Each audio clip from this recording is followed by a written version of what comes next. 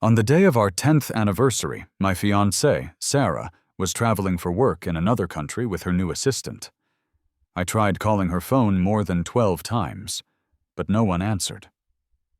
Around that same time, her assistant's social media account posted an update. In the video, the woman standing behind him was taking off a silk blouse. I could see the shape of her back and shoulder blades clearly in the low light. He wrote a caption for it. "Seeing the world with the big shot lawyer. She teaches me how to work by day and how to live by night." I didn't feel angry, and I didn't even feel very annoyed. I just liked his post and left a comment. "Keep it up. Hope you two make a person soon." The phone, which had been quiet all night, finally rang. When I answered, Sarah's voice was on the line, sounding cold and very angry. "David, what is the meaning of that passive-aggressive comment? You scared Leo to tears. Are you serious? The kid was just making a joke. It was a meme. You were young once, too. Can't you take a joke?" The accusations just kept coming, one right after the other. She didn't seem to have any interest in why I, someone who almost never called her first, had tried to contact her over a dozen times in just 1 hour. I held the phone away from my ear for a moment, and then said very calmly, "Let's break up." The other end of the line was quiet for a few seconds. Then her tone became cool. "Because of a joke video?" "Yes," I said. "David, you have tried to break up with me 3 times in less than 6 months. Aren't you afraid I'll actually say yes one of these times?" Sarah sighed, sounding exasperated. "I know you're insecure. When a man gets to this age and his career hasn't really gone anywhere, he starts to worry that I'll be taken away by someone more successful. But you need to understand something. First, he has no interest in me that way. And second, do you really believe I'm that kind of irresponsible person? So tell me, what is it you want this time? When I get back, I'll make a public announcement. We'll get married over the holidays. Will that finally make you happy?" I hung up the phone without saying another word. We had been together for 10 years, from the time we were 19 until we were 29. We fell in love when we were young and went through all the difficult times together. Now, she was a partner at a major law firm, a huge success. Everyone told me I was lucky to have chosen her when she was just starting out. Sarah was also convinced that every time I mentioned breaking up, it was just a strategy to get something I wanted. I had already tried to end our relationship twice because of her repeated failure to stop Leo's inappropriate behavior. Each time, after a period of not speaking, Sarah would be the one to give in and make peace. The first time, she took a 10-day vacation to go with me back to my hometown and visit my parents. The second time, she bought me a Porsche and a villa, which she said would be our home after we got married. This time, she believed I was pressuring her into marriage.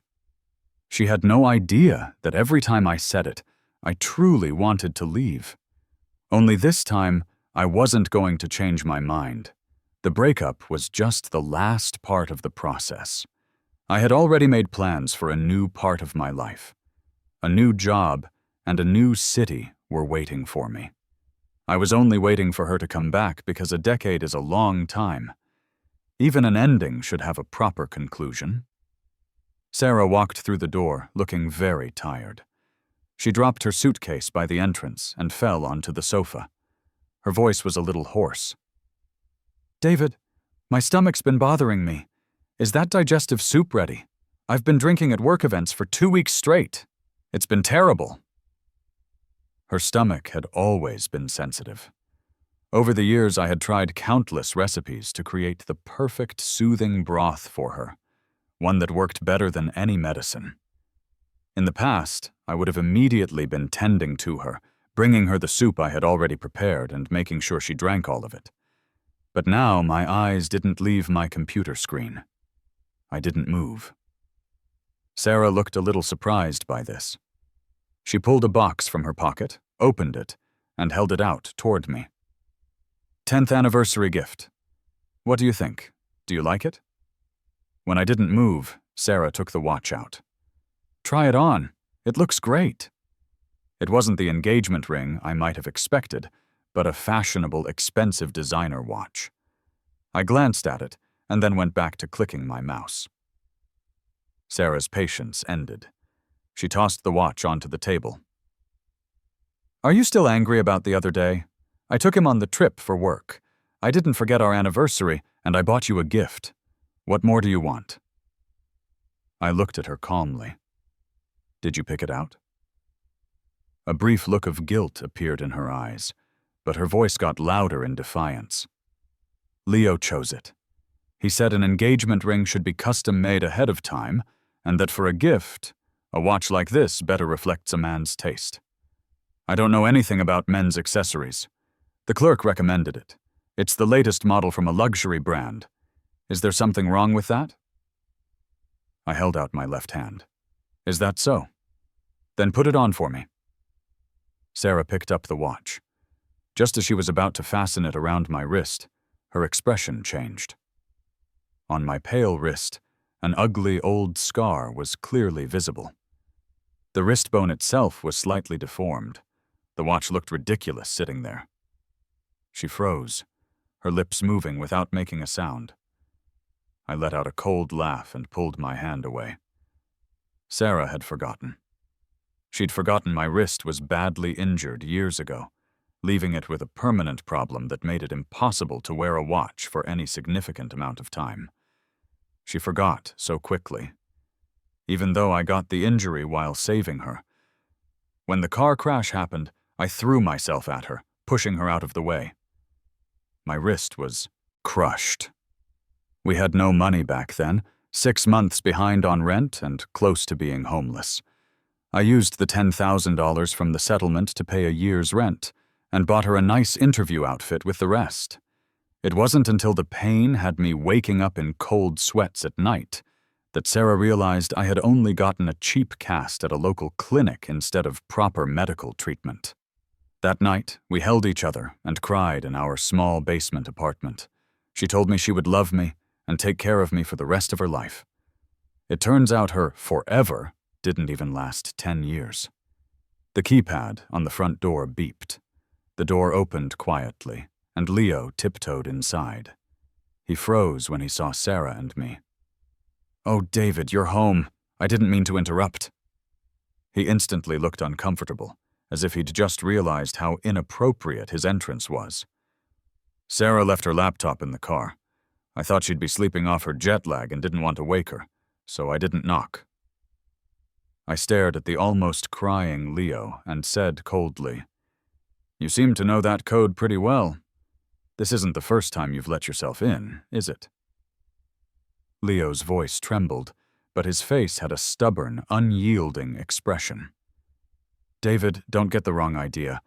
I've only been here a few times, and only because Sarah gave me the code when I needed to pick up materials for her. I know you don't like me, but there's nothing going on between me and Sarah. We have nothing to hide. I'm her assistant. It's my job to run errands for her." I couldn't help but sneer. "Calling your boss in the middle of the night for medicine when you have a fever? Getting her to come over and change a light bulb? Always managing to show up wherever we are on a date? You really take your job seriously, don't you? And you have the nerve to say you have nothing to hide? You post videos of your boss undressing late at night and then walk right into her home the second she's back. Yes, that sounds really innocent." Leo looked as if he had been terribly wronged. He looked stubbornly at Sarah.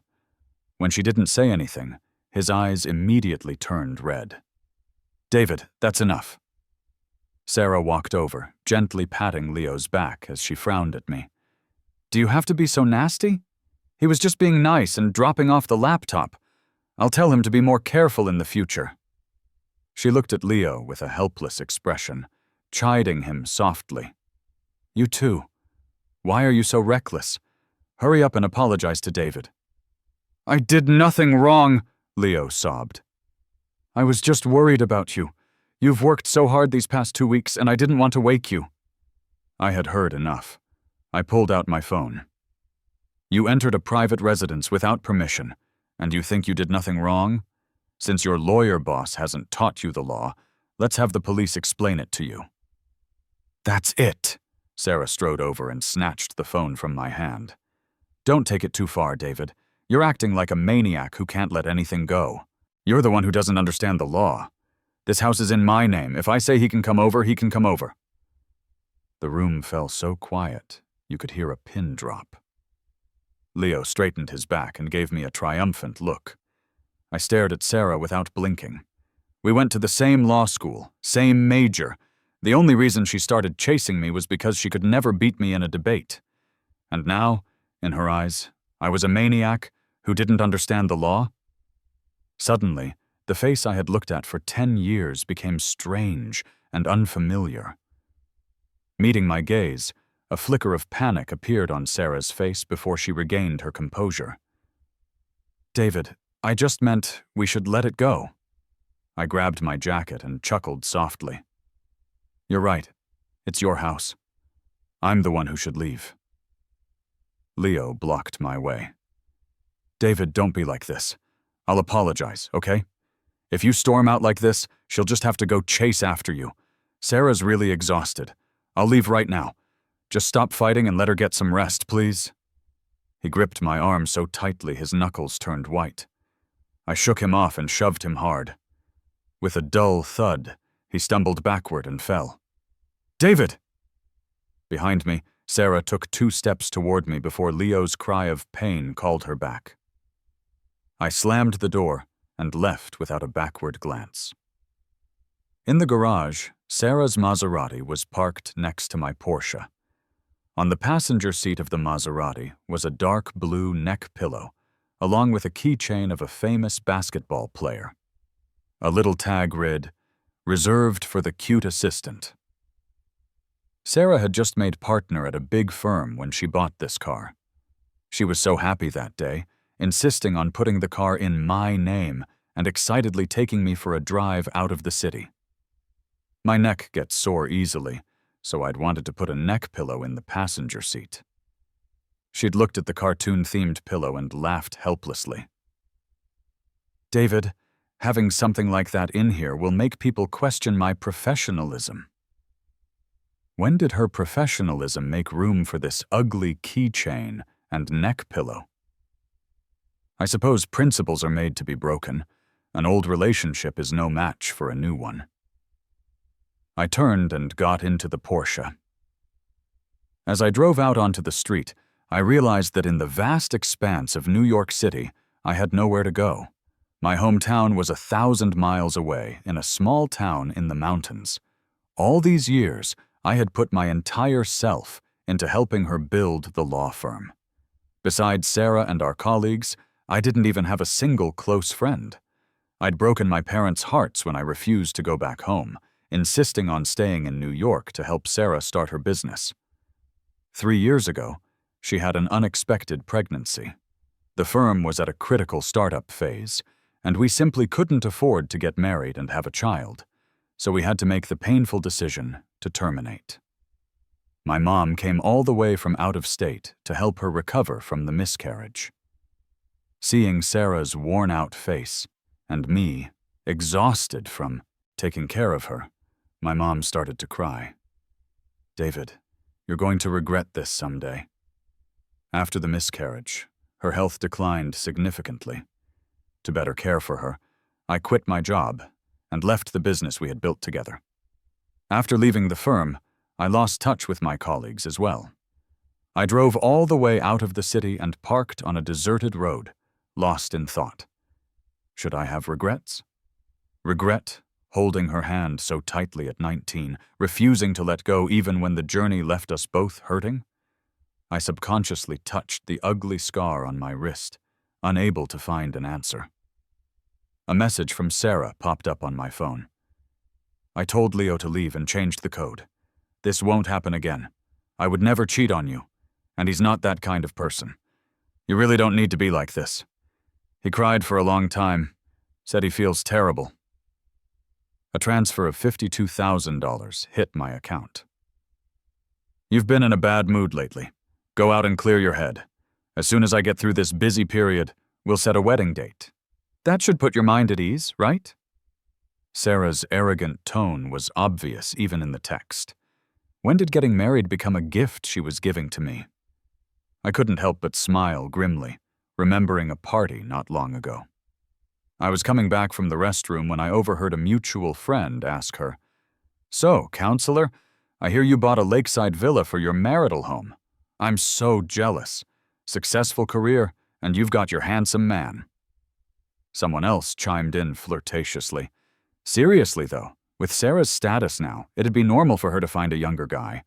It just shows how devoted she is, sticking with the same person." Sarah's low laugh echoed. "It's been 10 years. David went through so much with me. If I didn't marry him, I'd be a terrible person." 10 years. Marrying me had become her responsibility. I was no longer her passion, but a heavy burden. I remained silent, neither accepting the money nor replying to Sarah. A message from another number came through. "Hey, Junior, you weren't just kidding the other day when you said you'd come to Australia to help me out, were you? Sarah was just asking about wedding planners in our old alumni group chat. You guys are getting married? Are you really okay with a long-distance relationship?" I smiled softly and typed back, "We broke up. And besides, when have I ever gone back on my word? My visa is already approved. Get ready to hit the ground running." For the next few days, I prepared to go abroad. Sarah only sent me one message during that time. "Come back when you've cooled off." Leo, on the other hand, was as active as if he lived online. His social feed was updated several times a day, and Sarah was in every post. "The counselor treated me to a Michelin-starred dinner." All right, I forgive her. "She was sweet enough to drive me home in the rain. Really wanted to just take her home with me. But alas, my cat can't do backflips." Her eyes tell me that if she could cast everything aside and follow her heart, I'm the only one she'd choose. He was trying to provoke me, but he had no idea I couldn't care less anymore. The day before I was set to leave New York, Leo called. His voice was cold and defiant. "Sarah was in a car accident. She's asking for you. I sent you the address. It's up to you whether you want to come or not." After a moment's thought, I went. I pushed open the door to the hospital room and came face to face with Leo, who was walking out of the bathroom, flicking water from his hands. A vicious smile spread across his face as he glanced toward the floor. Following his gaze, I noticed a few wadded-up tissues on the ground. The air was thick with a cloying, musky scent. Leo shook his wrist and let out a sudden, "Oops!" From behind the curtain, I heard Sarah's familiar, raspy, post-coital voice. "What is it, Leo?" "Nothing." He just stood there, tilting his head slightly in a defiant challenge. I smirked, turned around, and left. Staying a second longer felt dirty. Some people don't deserve a clean break. Before leaving for Australia, I went back to my hometown. A few days earlier, I had told my mom on the phone about the job in Australia. For some reason, the words "Sarah and I broke up" got stuck in my throat every time I tried to say them. My mom took the bags from my hands and pointed toward my dad, who was watering plants on the balcony. "Did you block Sarah? She couldn't reach you, so she called your dad yesterday." My heart sank. Now how was I going to explain this? I dragged my feet to the balcony. Dad put down the watering can, his face serious. "Are you and Sarah breaking up?" "Yeah.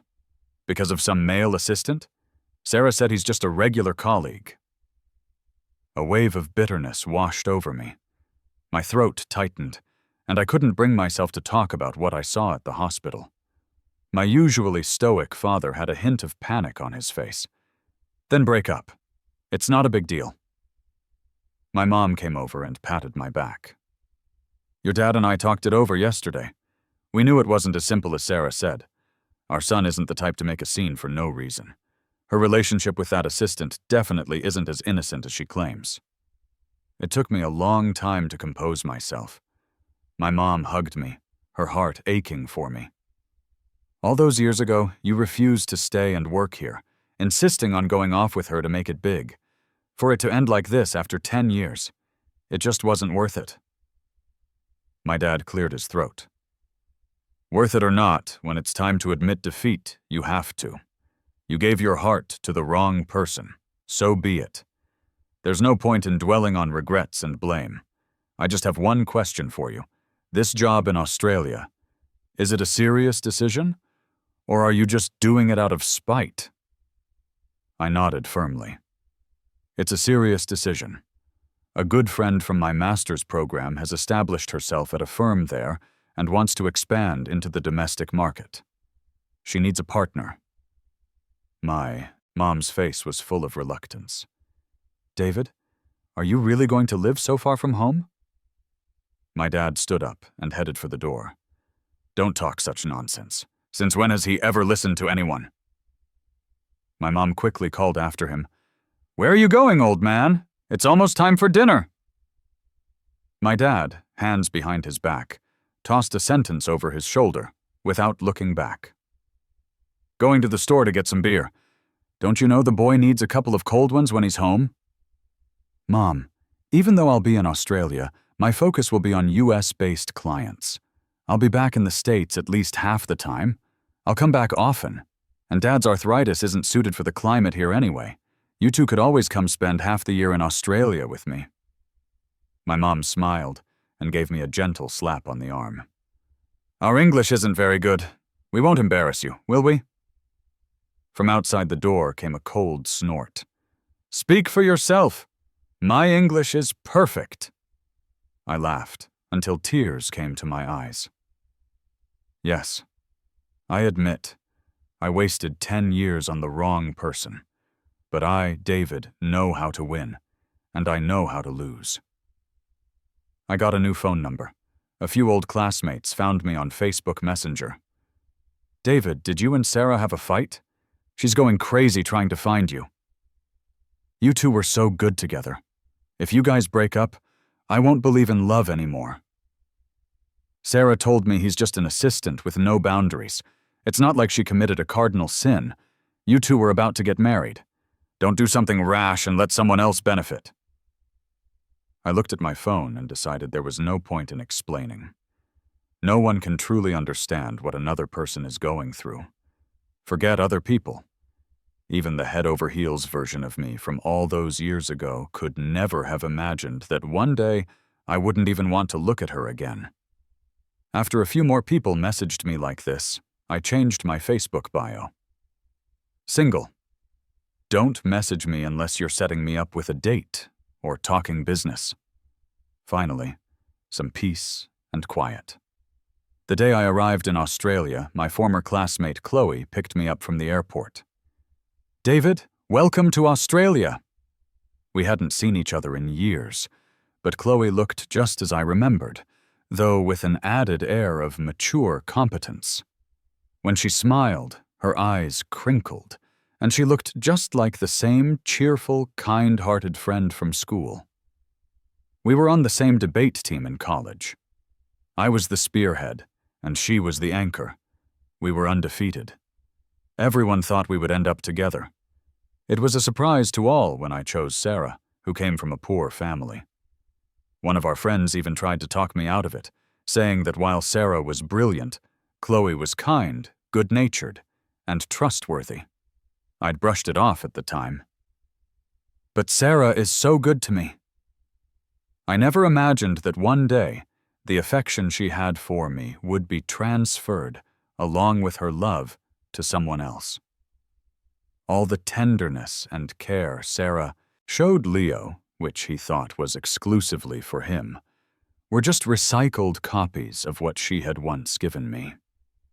When you're in love, it's all about feelings.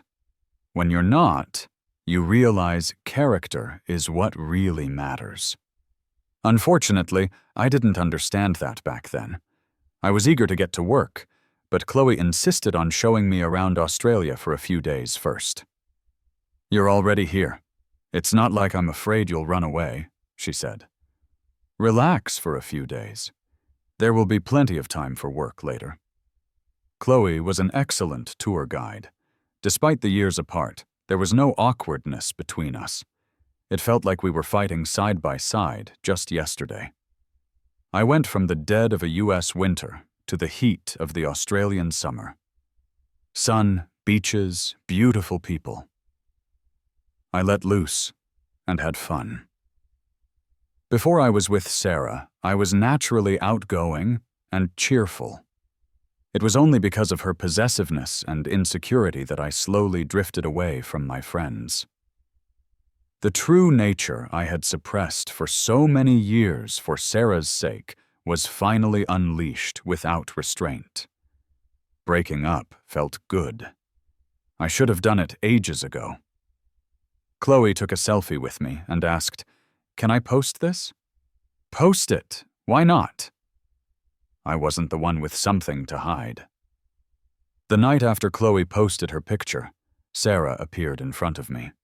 She was leaning on a single crutch, her face gaunt and her hair a mess from the night wind, a far cry from her usual polished self. I suppressed a look of disgust and turned to thank Chloe for dropping me off. Chloe glanced at Sarah, standing not far away, and said softly, "Should I wait in the car? I can leave after you're upstairs." I smiled. "It's fine, don't worry. I can handle it." After watching Chloe drive away, I acted as if I hadn't seen Sarah and walked straight toward my apartment building. Sarah grabbed my wrist, her face dark enough to drip poison. "David, you were already in touch with her? You were planning to break up with me all along, weren't you?" I found it laughable. "Sarah, I'm not you. Don't try to pin your own terrible behavior on me." She was silent for a few seconds, then cleared her throat. "David, if you have a problem with Leo, I can fire him. I swear to you, I never touched him." I cut her off. "Helping him with your hand doesn't count as touching, is that it?" Sarah shuddered, her eyes darting around. "You don't listen to Leo's nonsense." "I didn't," I laughed. "I don't need to hear it from anyone. I saw it with my own eyes. Anything else to say? I'm going inside to rest." Sarah suddenly threw her crutch aside and hugged me tightly, her voice urgent. "Don't go. I know I was wrong. It doesn't count as sleeping with him." She was rambling, her arms wrapped tightly around me, her breath hot on my neck. A wave of nausea rose from my chest. I shoved her away violently, feeling like I was about to throw up. Sarah stumbled but caught her balance, her face pale with shock. She murmured, "Don't be disgusted with me, David. I'm not dirty." I fought back the urge to vomit. "But I am disgusted by you. You're filthy." Sarah stared at me in disbelief. I added one more thing. "Have some self-respect. Stop harassing your ex." Her eyes were red, her lips trembling for a long time before she finally spoke. "You went through so much with me. I never once thought about leaving you. I admit Leo tempted me, but at the end of the day, nothing really happened between us. You're going to throw away our 10 years over this one little thing? Leo is just as smart and good-looking as you, and he's younger. Aren't you afraid I'll actually get with him for real?" I almost laughed until I cried. I knew she'd try to argue her way out of it, but I never expected her to say something like that. My understanding of cheaters was still too shallow. "Sarah, I sincerely wish you two the best.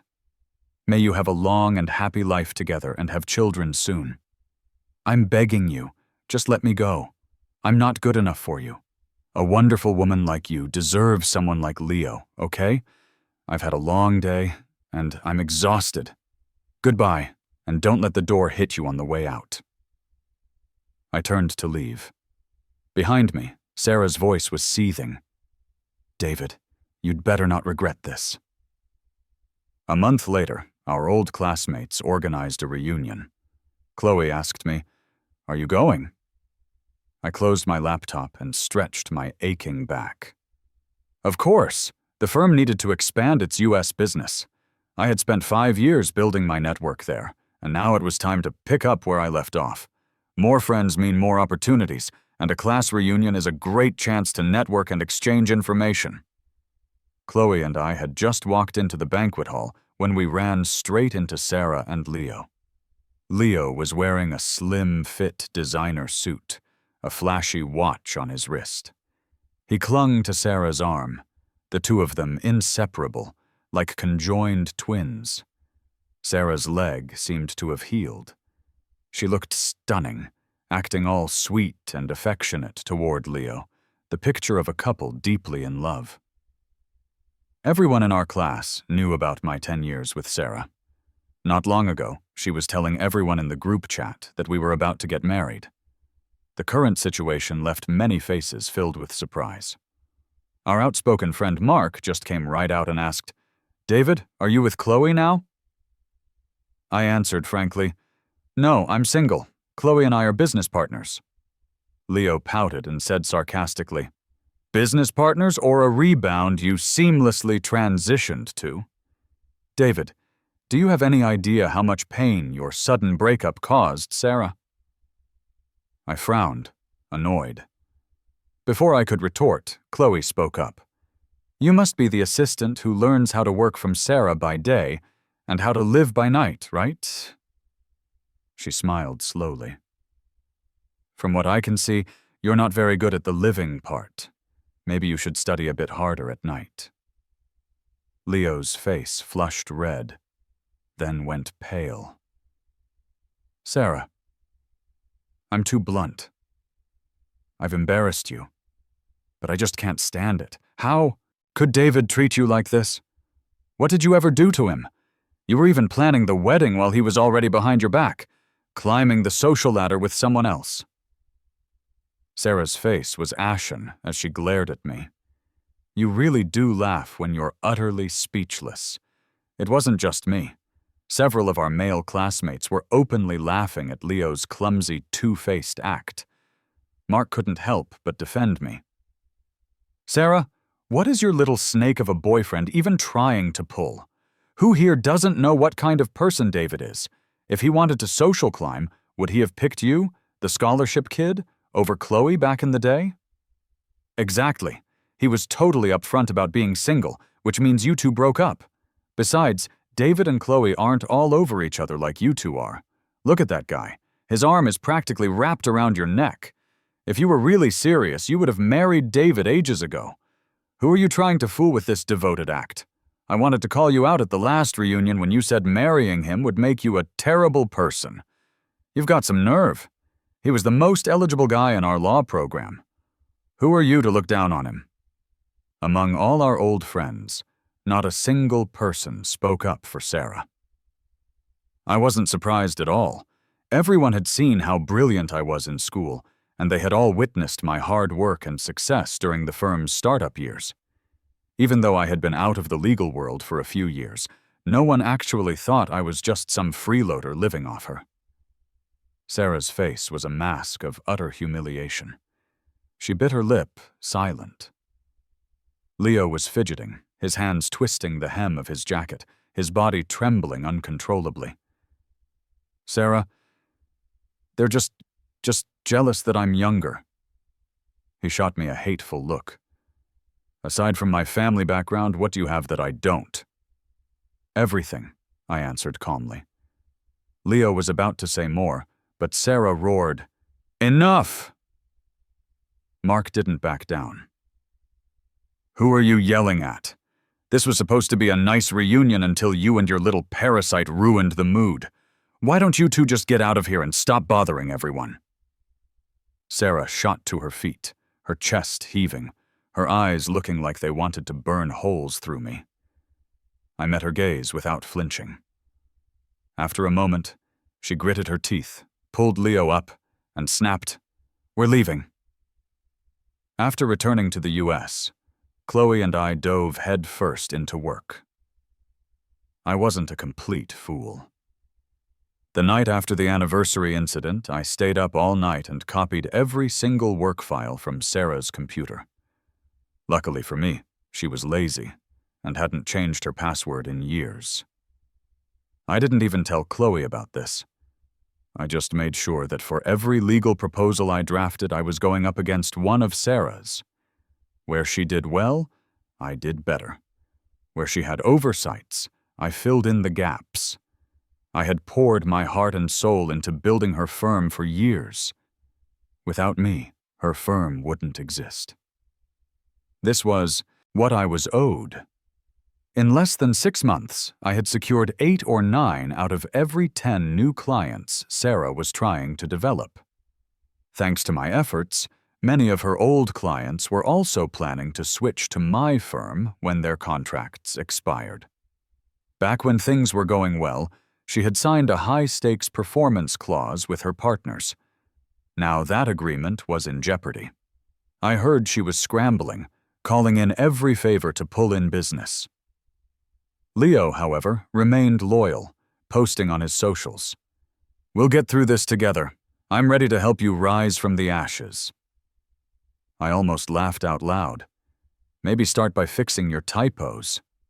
With your level of competence, rising from the ashes is going to be tough. One late spring night, I finished up at the office and had just gotten back to my apartment.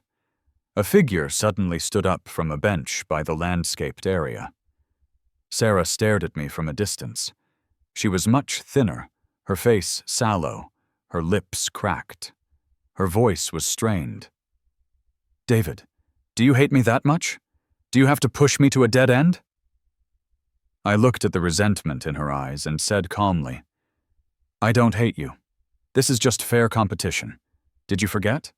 My profession is also a lawyer." Sarah was silent for a moment, then said softly, "If you just want to knock me back to where I started, I don't mind. As long as you come back, I'm willing to give up everything." I laughed. "But I'm not willing to give up everything. I just don't want you." Meeting her gaze, I said word by word, "Are you giving up everything? Or have you already lost everything? If you were at the top of your game right now, would you be here begging me to come back? You'd be with your new boy toy, thinking you did your duty and that I was the one who was ungrateful and petty. Sarah, you may be smart, but don't treat everyone else like an idiot." The last glimmer of hope in her eyes shattered. I turned to leave. "David!" Sarah called out desperately. "But I still love you." Her face was a mask of tormented devotion. "I've never loved anyone else. I never got with Leo. That day was just to spite you. I swear I have never betrayed you, physically or emotionally." I couldn't help but sigh and rub my forehead. Here we go again. Dear God, why don't you send a little more lightning down for these cheaters who swear oaths so casually? I smiled. "Evidence?" Sarah composed herself. "The innocent don't need to provide proof." Fine. You want to get technical with me?" I pulled a USB drive from my bag. "Innocent until proven guilty, is that it? Fine. The burden of proof is on the one who makes the claim. The dashcam software for the Maserati is linked to my phone. You didn't forget that, did you? The car is registered in my name, so the recordings are legal evidence. You know that, right? Do you need me to help you recall what you and Leo did in that car? The very first night after you flew all the way to Australia to find me, and then came back, you two slept together in that car. You and Leo are a perfect match. You both went into the wrong profession. If you'd studied acting, you'd probably both be Oscar winners by now." Sarah's face was the picture of humiliation. Even in this situation, she still didn't give up. She struggled to explain. "I saw you with Chloe that day, and you were so cruel to me. I was blinded by anger, and Leo, he seduced me." I cut her off. "So the 6-foot-tall Leo forced the 5-foot-3-inch you down in the car and had his way with you?" Her words stopped dead. After a moment of silence, she slowly knelt before me, her voice strained. "I know I was wrong. I admit it. Can you forgive me just this once?" I gave a cold, detached smile. Sarah knelt with her head down, her shoulders trembling, her expression hidden. A few petals from the crabapple tree above were carried by the evening breeze and landed softly in her hair. A distant memory suddenly surfaced.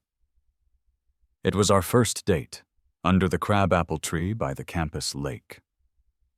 She had gently picked a petal from my hair, her eyes sparkling. When she met my gaze, she shyly looked away.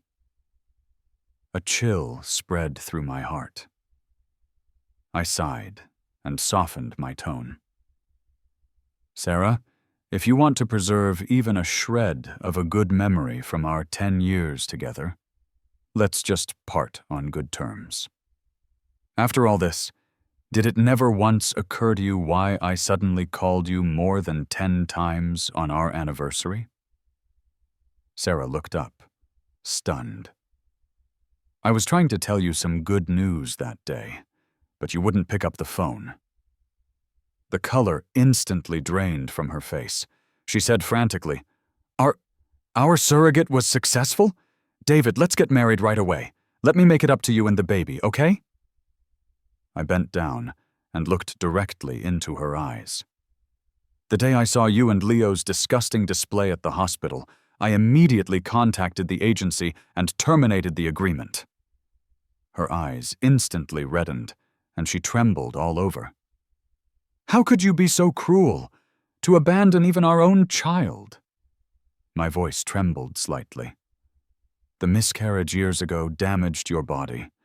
The doctor said it would be very difficult for you to get pregnant again.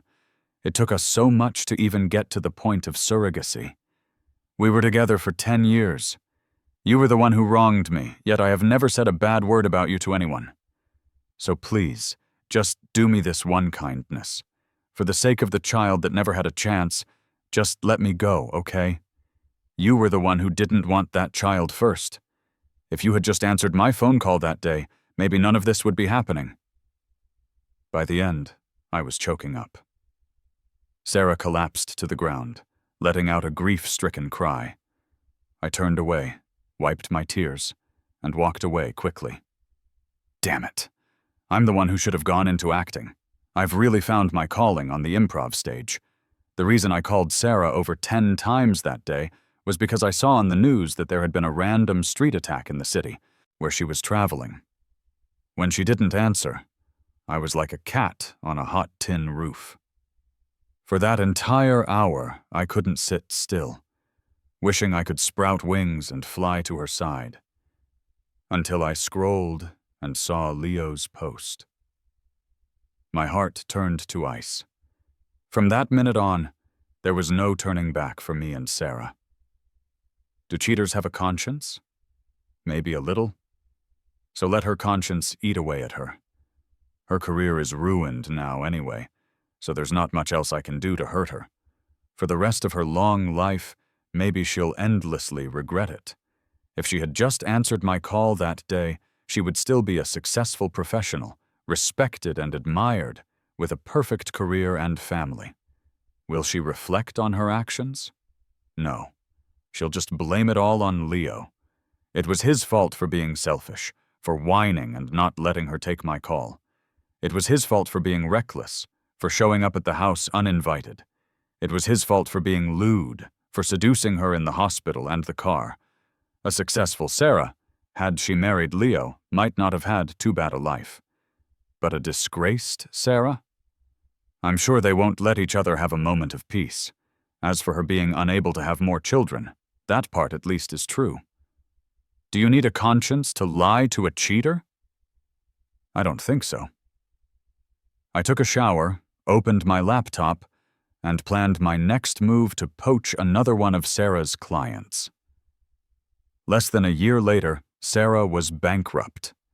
She couldn't pay the astronomical penalty from the performance agreement. After her assets were seized, she was put on a credit blacklist. I heard she married Leo. The wedding was a small affair, just a few tables at a shabby little venue. A couple of old classmates went. They all said the bride and groom looked completely miserable, and no one could figure out how that marriage even happened. After the wedding, Sarah and Leo left New York and disappeared. The next time I heard about them was on a true crime show on TV. One night, a drunk Sarah got into an argument, and in the heat of the moment, pushed Leo down the stairs.